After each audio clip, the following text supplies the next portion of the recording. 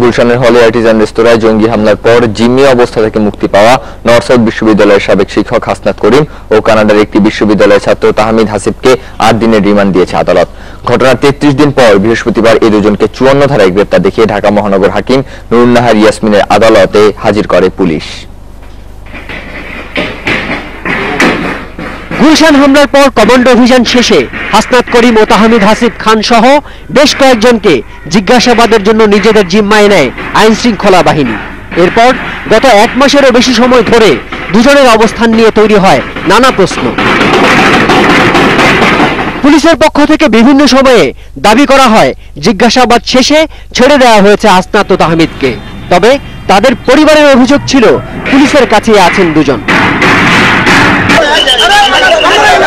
এমন অবস্থায় বৃহস্পতিবার দুজনকেই আদালতে হাজির করে রিমান্ড আবেদন জানায় পুলিশ।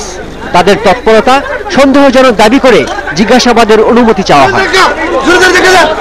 পুলিশের কাউন্টার টেরোরিজম ইউনিটের পরিদর্শক মোহাম্মদ হুমায়ুন কবির রিমান্ড আবেদনে বলেন, হাসনাত করিম জঙ্গি সংগঠন হিজবুত তাহরীরের সক্রিয় সদস্য, আর তাকে বিভিন্ন সময় সহায়তা করেছেন তাহমিদ।